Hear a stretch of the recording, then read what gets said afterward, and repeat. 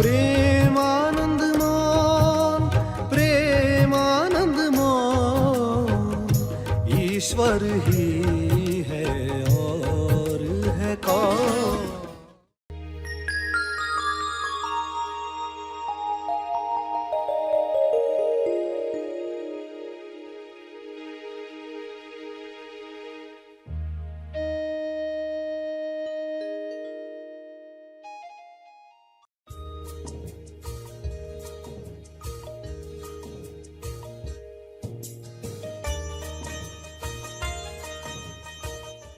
क्यों जिस चीज के प्रति आप आदर व्यक्त करेंगे वो चीज आपके साथ ट्यून्ड होती है, वो आपके साथ अच्छा काम करती है। आपका व्हीकल है, गाड़ी है, उसके प्रति आदर होना चाहिए, उसको भी जिंदा चीज समझना चाहिए। सभी को शुभेच्छा।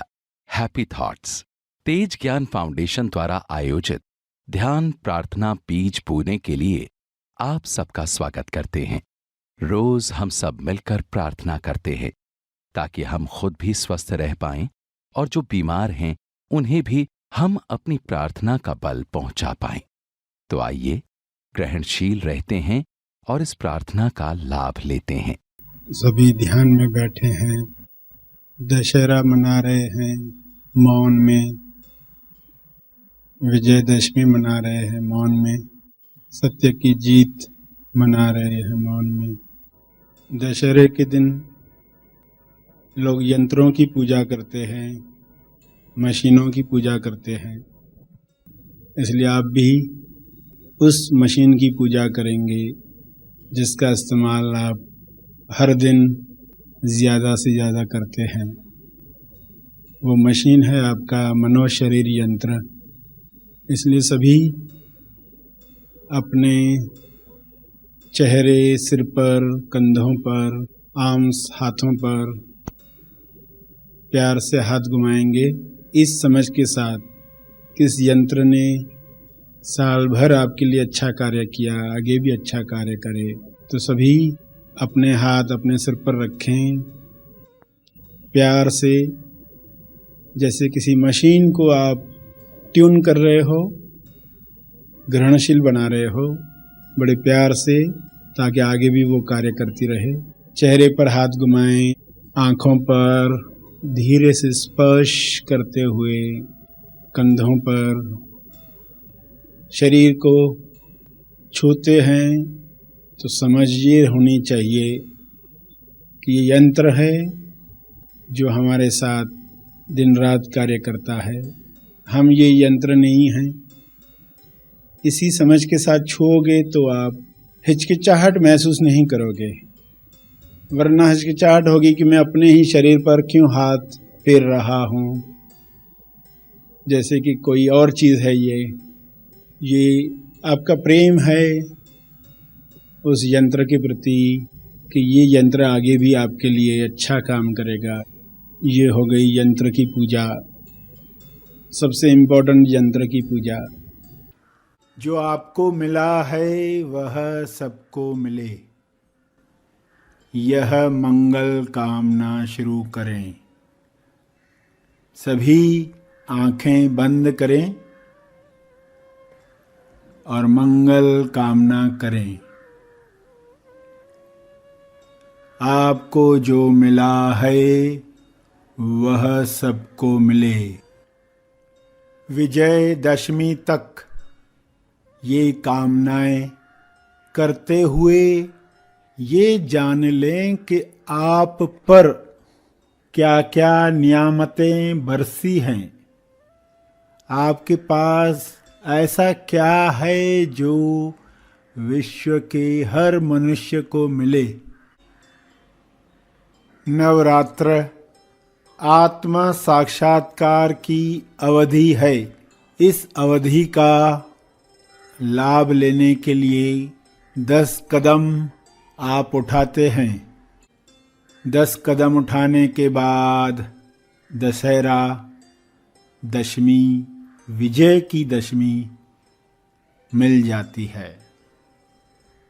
हे परमात्मा, मुझ पर जो कृपाएं हुई हैं वे सभी को मिलें, ऐसी मंगल कामना सभी के लिए मैं रखता हूँ। कुछ बातों की मंगल कामना मन न करना चाहे तो यही युद्ध है असुरों से। युद्ध का ऐलान मन तोलू मन के खिलाफ है। कोई बाहरी दुश्मन नहीं है। युद्ध करके विकारों पर विजय प्राप्त हो तो सही मायने में नवरात्र मनाया गया। माता को प्रसन्न किया गया। कुदरत, नेचर मदर, उसी के लिए ही तो घट स्थापना की। घट जो शरीर का प्रतीक है, उसी से अहंकार निकालने के लिए सातु बोया गया। ये सारे संकेत सभी को समझ में आए, सही तरीके से त्योहार मना पाएं, सत्य का इशारा समझ पाएं। ईश्वर के हर रूप से लोगों के लिए सत्य, अनुभव, सेल्फ, स्वसाक्षी की बात समझाई गई है। सभी इसका भरपूर लाभ लें। माया की दुनिया में भी सत्य का संकेत पकड़ पाएं। हे परमात्मा, मुझे सत्य जानने की प्यास मिली है, जिसके लिए मैं बहुत आभारी हूँ। सबको यह प्यास मिले, सभी अपने दुखों से मुक्त हों। हे परमात्मा, मुझे आज़ादी के प्रति प्रेम मिला है, इसके लिए आपका बहुत बहुत शुक्रिया। आज़ादी के प्रति प्रेम सबको मिले। सभी मन के शिकंजे से आज़ाद हो जाएं, गुलामी से आज़ाद हो जाएं, ताकि कोई भी मानसिक बीमारी किसी को न हो। सभी स्वास्थ्य का संपूर्ण लाभ लें। हे ईश्वर, श्रवण को करने वाले कान मिले हैं, जिसके लिए आपका बहुत बहुत धन्यवाद। सत्य श्रवण को संगीत की तरह सुनने वाले कान मुझे मिले हैं, इसके लिए मैं आपका आभारी हूँ और चाहती हूँ कि यह कान सबको मिलें। हे प्रभु, मुझे असुरों को पहचान कर सुर पर फोकस करने वाली बुद्धि मिली है, इसके लिए तहे दिल से धन्यवाद। मैं चाहती हूँ सबको यह पहचान मिले। असुर से सुर की ओर सभी आगे बढ़ें, ताकि ईश्वर के ताल मेल में बैठ पाएं। यही तालमेल संपूर्ण स्वास्थ्य का राज है। विश्व में हर मनुष्य का ध्यान सुर पर हो। असुर आते ही फोकस हटाने का प्रशिक्षण सबको मिल रहा है, ऐसी मैं कामना कर रहा हूँ। यह पूरा हो जाए, यह पूरा हो रहा है। सभी का कल्याण इसी में है। धन्यवाद दें उन सब बातों के लिए जो आपको मिली हैं, फिर वे चाहे प्रेममय रिश्ते हों, अच्छे गुण हों, करुणा दया का भाव हो, विश्वास की शक्ति हो, प्रज्ञा हो, ध्यान हो, जो भी आपको समृद्ध कर रहा है उसके लिए एक एक करके धन्यवाद ईश्वर को करें और प्रार्थना करें कि ये दौलत सबको मिले, धर्म धन सबको मिले, दुर्योधन से मुक्ति मिले, धर्म धन सबको मिले। धर्म युद्ध इसलिए होता है ताकि धर्म धन मिले। यह युद्ध अंदर है, इंसान के अंदर है। इस पर विजय सबको मिले, सबको मिल रही है, सबको मिल चुकी है। प्रार्थना के अंत पर तर्पण करें।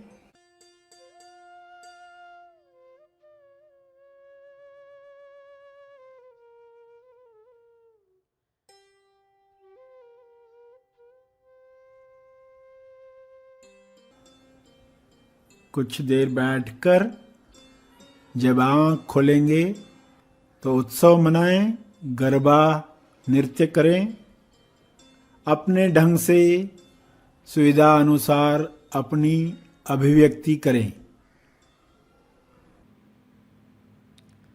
सभी धीरे धीरे आंखें खोलेंगे। आइए सब ग्रहणशील होते हैं एक चेतना संदेश सुनने के लिए। सबको दशहरा मुबारक। सबको सोना मिल गया।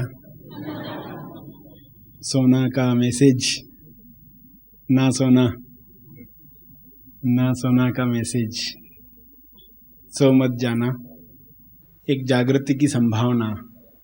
त्योहार जिंदा होगा तो संभावना बनी रहती है कि शायद किसी को याद आ जाए, चाहे शायद है उसमें, मगर फिर भी संभावना जीवित है कि कोई तो सोचेगा कि यांत्रिक बनकर यंत्र की पूजा करनी है, यंत्र बनकर यंत्र की पूजा करनी है, या जागृत होकर पत्थर में भी ईश्वर को जागृत करना है। टीवी के सामने बैठते हैं तो सबको पता ही होता है कि ये हमें ऑन करनी चाहिए, वरना सामने बैठकर कोई फायदा नहीं है। कोई वैसा नहीं करता ना कि टीवी के सामने बैठा है आधे घंटे से ऑन ही नहीं किया है। मगर मंदिर में मूर्ति के सामने बैठकर लोग यही करते हैं, बिना आवाहन किए, बिना जागृत किए बैठे रहते हैं, क्योंकि सभी को यही करते देखते हैं। तो जब बताया जाएगा कि इसके पीछे ये साइंस थी, इसको जागृत करना पड़ता है, इसके अंदर मैसेज है। लोग तिब्बत में जाएंगे, इजिप्ट में जाएंगे, पिरामिड्स में जाएंगे, तो उनको पता होता है इसमें मैसेज होता है। खजाना कहाँ है वो डिकोड करना पड़ता है, ऐसे ही कुछ हाथ नहीं लगता। तो हर मूर्ति के अंदर संकेत है, मैसेज है, जिसको डिकोड करना होता है। जिन्होंने उसके अंदर गढ़ दिया मैसेज, उन्होंने बड़ी समझदारी के साथ, प्रेम की वजह से, लोगों का मंगल सिर्फ एक ही जनरेशन में न हो, आगे की जनरेशन्स में भी होता रहे, इस भावना के साथ ये कार्य किया।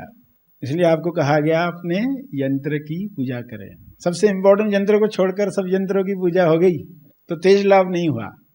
यंत्रों की पूजा करें तो अच्छी बात है, उसमें उन यंत्रों के प्रति आदर आप व्यक्त करते हैं, क्योंकि जिस चीज़ के प्रति आप आदर व्यक्त करेंगे वो चीज़ आपके साथ ट्यून्ड होती है, वो आपके साथ अच्छा काम करती है। आपका व्हीकल है, गाड़ी है, उसके प्रति आदर होना चाहिए, उसको भी जिंदा चीज समझना चाहिए। लोग इंसान को ही वस्तु समझते हैं तो वस्तु को क्या समझेंगे? इसलिए वस्तु को इंसान समझो ताकि इंसान को भगवान समझ पाओगे। तो किस समझ के साथ बातें बताई गई वे बातें लोग भूल जाते हैं, इसलिए फिर से याद करना आवश्यक है, सही ढंग से त्योहार मनाना आवश्यक है। सोना का मैसेज जब आपको मिलता है, ना सोना, जागृत रहना, क्योंकि जागृति आपका स्वभाव है। जागृत इसलिए नहीं होना है कि कोई कष्टकारक कार्य है, कर्तव्य है, जिम्मेदारी है, इसलिए जागृत होना है, ऐसा कहकर कोई बोल नहीं रहा है आप जागृत रहो, क्योंकि ये स्वभाव है, आप इसी को ही पसंद करोगे। तभी यंत्र पर हाथ फेरा प्रेम से, कैसा लगा, समझ में आया कि ये मैं यंत्र नहीं हूं, मगर ये यंत्र मेरे लिए बहुत अच्छा कार्य तो कर रहा। जो जितना खुद को जाना है, ध्यान में बैठता है, उसको उतना ही क्लियरली दिखाई देगा। देखो फर्क है, ये सभी ने ये कार्य किया, मगर आंतरिक जो आनंद महसूस हुआ होगा हर एक का अलग अलग तरीके से। आंतरिक कन्विक्शन जो है, आप अपने हाथ चेहरे पर, बालों पर, आंखों पर स्पर्श कर रहे थे, तो ये आपका यंत्र, ये कितनी क्लियरिटी से आप जान रहे थे, उतना ही आनंद आपको आएगा कि वाकई ये मेरा यंत्र है और अच्छा काम कर रहा है मेरे लिए। जितना आपके लिए अच्छा काम कर रहा है उतना प्रेम ज्यादा आएगा उसके प्रति। ऐसा नहीं वो ज्यादा स्वस्थ है तो प्रेम ज्यादा आएगा, नहीं, जितना ज्यादा काम कर रहा है, क्योंकि स्वस्थ शरीर भी काम नहीं कर रहे, वो काम नहीं कर रहे जिनके लिए बनाया गया, उनके द्वारा वो काम नहीं हो रहा। और कुछ बीमार शरीर भी वो काम कर रहे हैं, बीमार शरीर वो काम कर रहे हैं जिसके लिए बनाया गया है। तो कौन सा शरीर ज्यादा महत्वपूर्ण? तो आप उसको छुओगे तो कैसे छुओगे? ये मेरा यंत्र है, इसने मेरे लिए इतना अच्छा काम किया, ये कर रहा है, इस वक्त भी कर रहा है, आगे भी करेगा, तो उसको कैसे छूने वाले हो? ये यंत्र कैसा? ये मेरे साथ ट्यून्ड रहे, आज्ञा में रहे, आपको झपकी आए तो भी वो आपकी आज्ञा में रहे, अनजाने में भी वह शरीर ऐसी गलतियां न करे जिससे आपको अपना अनुभव लेना कठिन हो जाए। इसी यंत्र से काम चलाना है जो मिला है आपको, तो फिर इसको तैयार करना है। तो सभी ने यंत्र की पूजा की और इसी समझ को कंटिन्यू रखना है, सिर्फ दशहरे तक नहीं, क्योंकि आप सिर्फ दशहरे के दिन आनंद चाहते हो ऐसा नहीं है, आप आनंद तो हर दिन चाहते हो, और उसी चाहना में तो बहुत सारे कार्य करते हो।